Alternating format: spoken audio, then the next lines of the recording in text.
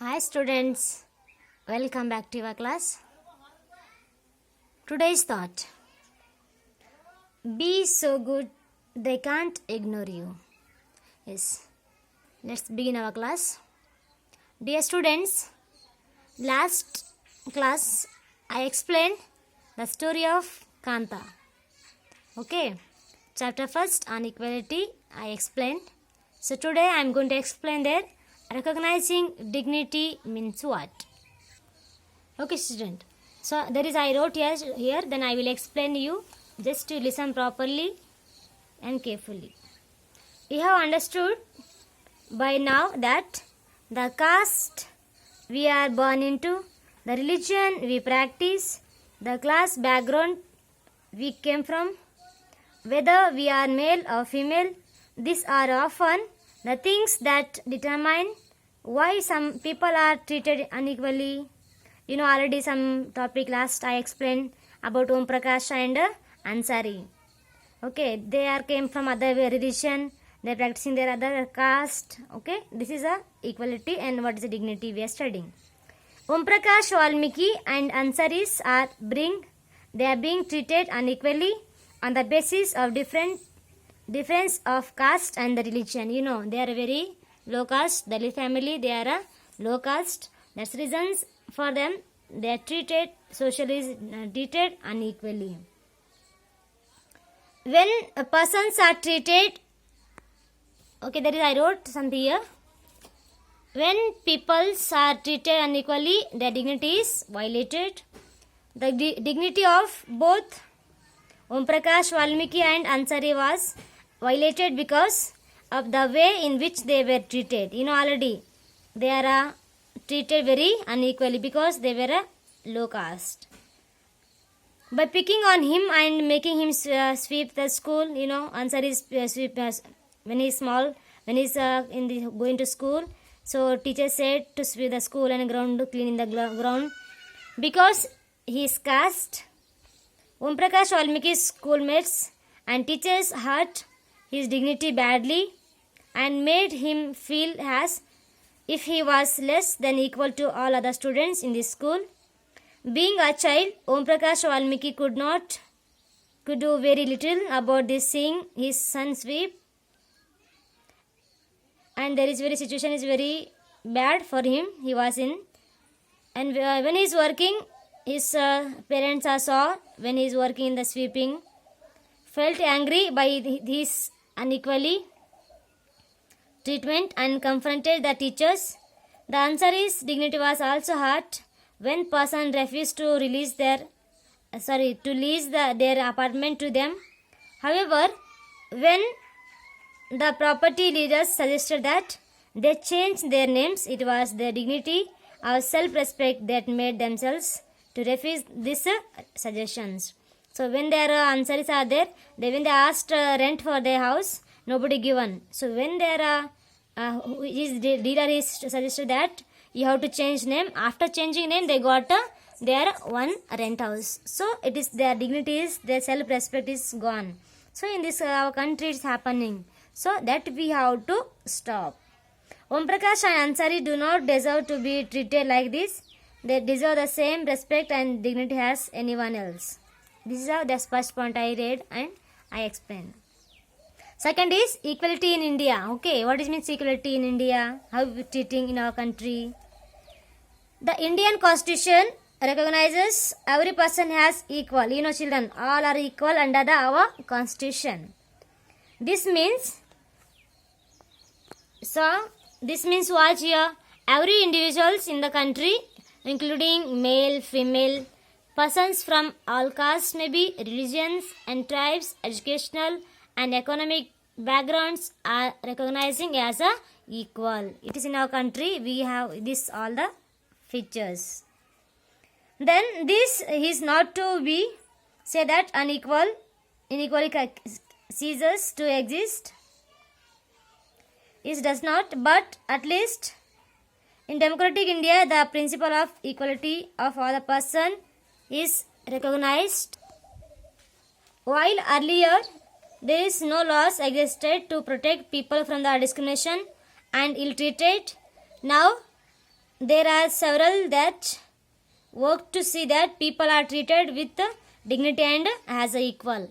When we are under the British, already in the earlier, in the so ancient time, so peoples are working under the British and they are treating very unequally ill treated.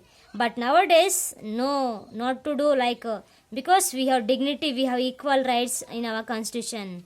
So nobody is to do like this, not to make a discrimination to the people. These recognitions of equality include some of the following provisions in the constitution. So there are some given provisions how we have to live equality in our country. So you can underline, you can make note. First one is there. Every person is equal before the law. Please children underline. What is the first provision of our constitution? Every person is equal before the law. That means is that every person from the president of the country and to Kanta, domestic workers has to obey the same laws. Don't think president is have high post, is our president. So not that like that. Even president also, any person, all are equal under the law, before the law. Second one, no person can discriminate against on the basis of their religion, race, caste, place of birth, or whether they are a female or male. Okay, there is no any discriminated, not to make casteism, not to make a high and poor, poor and rich. So no. Second point, please underline children. There is no caste, no high caste, no any religion, no race, no okay, whatever. There is no anything. They are maybe female or maybe male. So who are there in our country? They all are getting equal treatment in our country, in our constitution. Third point, every person has access to all the public places including playgrounds, hotels, shops and market. Whatever seen around our governments and the public places, all we have to use, all can use because it is our right to use, right to have to anything. So it is our third point is given. All persons can use policies available, wells, roads, bathing ghats. Okay, third is given, you underline. So whatever you have in the public, that all can use, any problem, without any problem we can use. Fourth one, untouchability has been abolished. What it means here? So there is not to make a untouchability. Some who are poor people, no, they will not touch high people.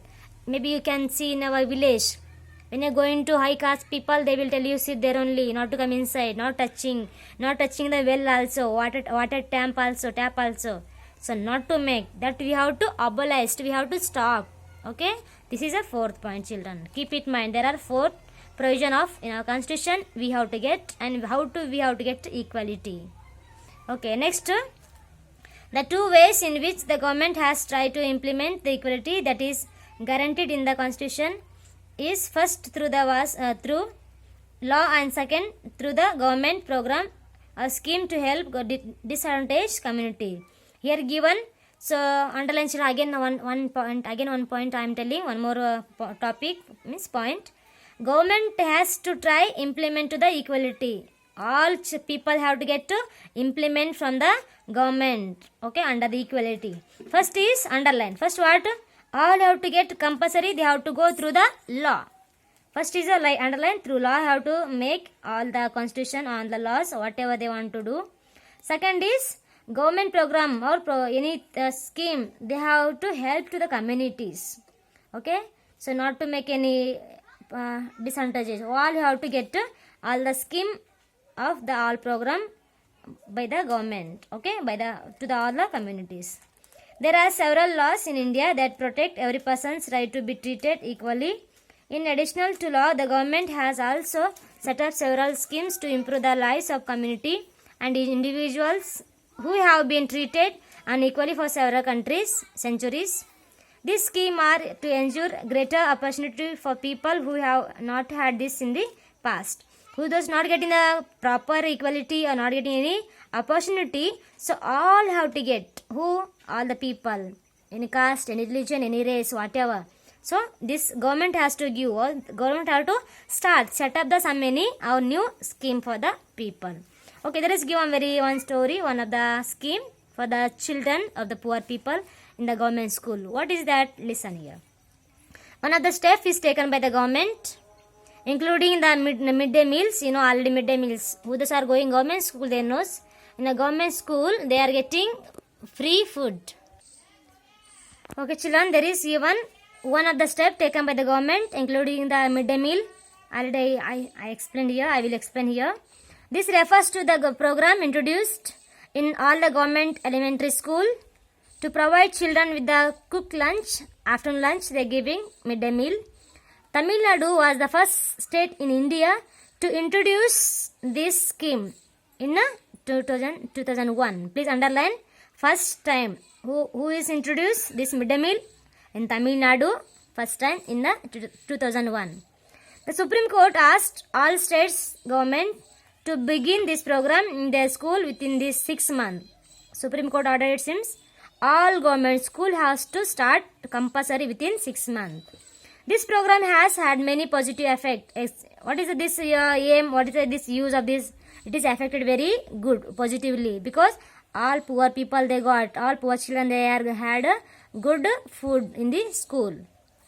This includes the fact that more poor children have begun enrolling and regularly attending school. See, what is the use of this scheme? So I will read and go. You have to make points. First point I will tell you what is the effective, what is the positive point is become in this scheme. First one, all children is becoming enrolling and coming regular school, attending school, and teachers reported that earlier children would often go home for lunch and they did not come to school. See, when they are going to home, earlier they made the reports in.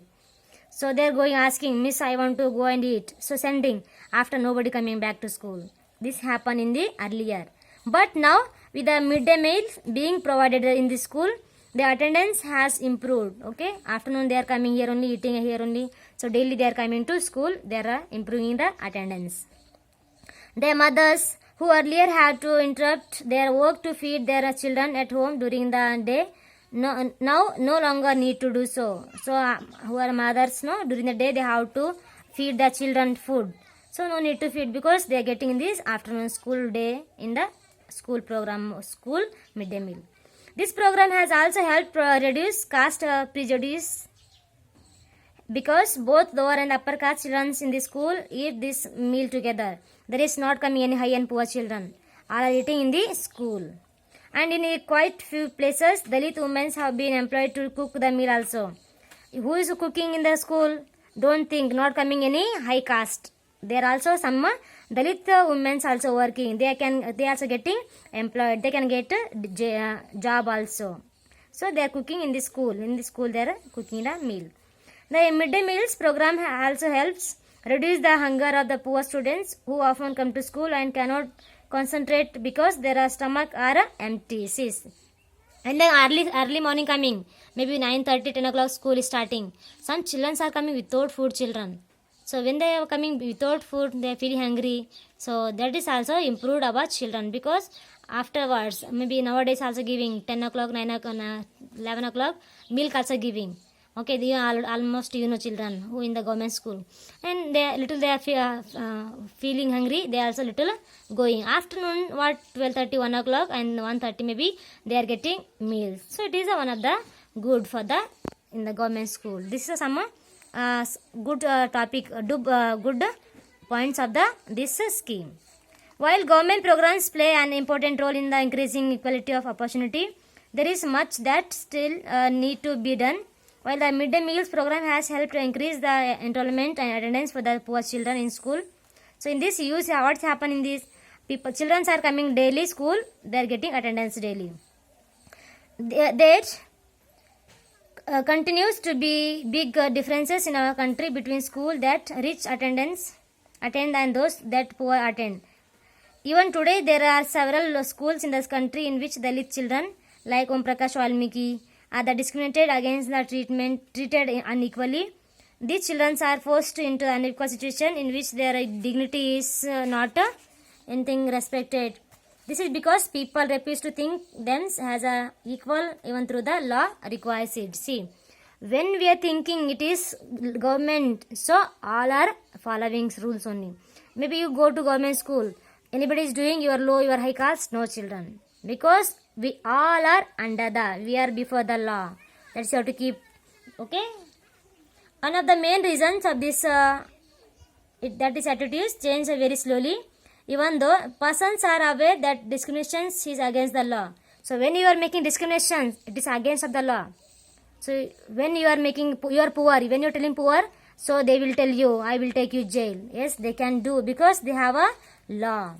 They continue to treat people unequally on the basis of their caste, religion, disability, economic status, and because they are a woman.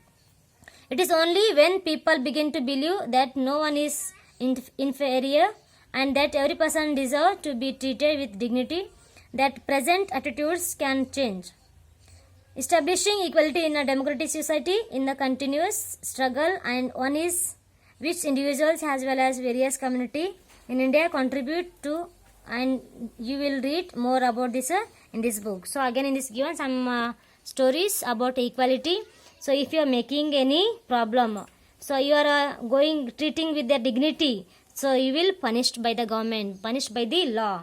So you will continue struggle of the law. Okay, that's the reason in a society all democratic people all have to get compulsory equality. Okay, if anybody opposing, if anybody going oppose of the equality, so they will get punishment by our constitution and our government. So keep it, children. Okay, today this is finishing, then I will continue next in the next video.